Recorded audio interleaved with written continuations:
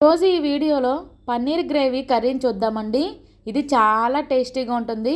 రైస్లోకి, రోటీల్లోకి, చపాతీల్లోకి, బగారా రైస్లోకి అదిరిపోతుంది. ఒక్కసారి మీరు ఇలా కుక్ చేయండి, మీకు తప్పకుండా నచ్చుతుంది. ఇంకా ప్రాసెస్ చూసేద్దాం. అందరికీ నమస్తే, welcome back to my channel. నేను మీ నాగలక్ష్మి. దీనికి కావాల్సినది ఒక పెద్ద ఆనియన్, 2 మీడియం సైజు టమాటాలు, అలానే 1 టేబుల్ స్పూను గసగసాలు, 1 టేబుల్ స్పూన్ ధనియాలు, 1 టేబుల్ స్పూన్ జీలకర్ర, ఇప్పుడు పల్లీలు, 1 టేబుల్ స్పూన్ జీడిపప్పు, పచ్చిమిర్చి, కొంచెం కరివేపాకు, 1 ఇంచు అల్లం, 4 వెల్లుల్లి రెబ్బలు, అలానే బిర్యానీ దినుసులు, 2 యాలకులు, 1 బిర్యానీ పువ్వు, ఇంచు దాల్చిన చెక్క, 4 లవంగ మొగ్గలు, 1 బిర్యానీ ఆకు తీసుకోవాలి. ఇక్కడ నేను పన్నీర్ని 200 గ్రాములది తీసుకున్నాను.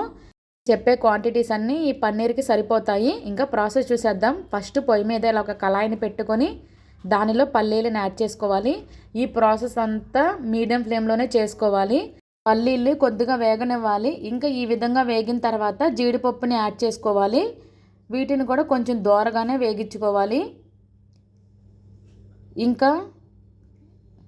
ఇంకా ఈ విధంగా వేగిన తర్వాత జీడిపప్పు కూడా ఇంకా రిమైనింగ్ అన్నీ ఒకటొకటి వేసుకోవాలి. గసగసాలు, ఇంకా అలానే ధనియాలు, జీలకర్ర, ఇంకా బిర్యానీ దినుసులు, బిర్యానీ ఆకును కూడా వేసి వీటన్నిటిని ఒక 2 మినిట్స్ వేగించుకుంటే సరిపోతుంది.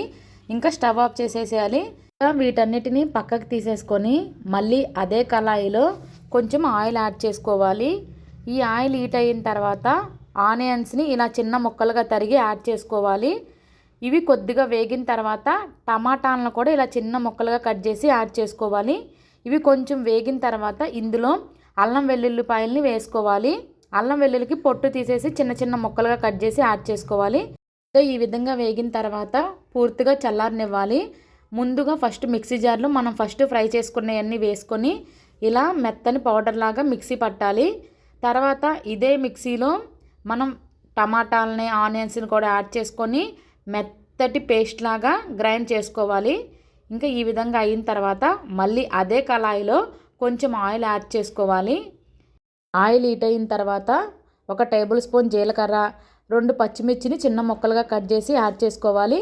అలానే కరివేపాకును కూడా యాడ్ చేసుకోవాలి. వీటిని ఒక 2 మినిట్స్ వేగనిస్తే సరిపోతుంది. వేగాక ఇంకా ఈ మిక్సీ పట్టిన పేస్ట్ని యాడ్ చేసుకోవాలి. యాడ్ చేసి ఒక్కసారి కలుపుకొని ఇందులో చిటికెడు పసుపు, అలానే రుచికి సరిపడినంత సాల్టు, రుచికి సరిపడినంత కారాన్ని కూడా యాడ్ చేసుకొని అన్నిటినీ కలుపుకొని చక్కగా వేగనివ్వాలి.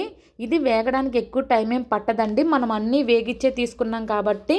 ఇంకా ఈ విధంగా వేగిన తర్వాత దీనిలో చిన్న చిన్న ముక్కలుగా కోసిన పన్నీర్ని యాడ్ చేసుకోవాలి. యాడ్ చేసి చక్కగా మొత్తం కలిసేటట్టు కలుపుకొని దీనిని కూడా కొద్దిగా మగ్గనివ్వాలి. నా వీడియోస్ మీకు నచ్చితే లైక్ చేయండి, అలానే సబ్స్క్రైబ్ చేసుకోండి. ఈ విధంగా మగ్గిన తర్వాత దీనిలో తగినన్ని వాటర్ యాడ్ చేసుకోవాలి. ఇక్కడ నేను 350 ml వరకు వాటర్ని యాడ్ చేశాను. ఈ వాటర్ యాడ్ చేసి కూడా చక్కగా మొత్తం కలుపుకొని ఇంకా దీని మీద మూతను పెట్టి దగ్గరగా ఉడికించుకోవాలి. మధ్యలో మూతను తీస్తా కలుపుకుంటూ ఉండాలి. ఈ గ్రేవీ దగ్గర కావడానికి, పన్నీర్ ఉడకడానికి 10 మినిట్స్ పడుతుంది అంతే. ఒక్కసారి ఈ స్టేజ్లోనే సాల్ట్, కారం సరిపోయిందో లేదో చెక్ చేసుకొని సరిపోతే యాడ్ చేసుకోవాలి. ఈ కన్సిస్టెన్సీ ఇక్కడ చూపిస్తున్నా చూడండి. ఈ స్టేజ్లో ఉన్నప్పుడు స్టవ్ ఆఫ్ చేసేయాలి. గ్రేవీ ఉంటేనే రైస్లోకి, రోటీల్లోకి చాలా చాలా బాగుంటుంది. అంతేనండి, tasty paneer gravy curry ready. నా వీడియోస్ మీకు నచ్చితే లైక్ చేయండి, మీ ఫ్రెండ్స్ అండ్ ఫ్యామిలీకి షేర్ చేయండి. ఇలాంటి టేస్టీ అండ్ సింపుల్ రెసిపీస్ కోసం నా ఛానల్ని ఇప్పుడే సబ్స్క్రైబ్ చేసుకోండి. Thanks for watching. Bye bye.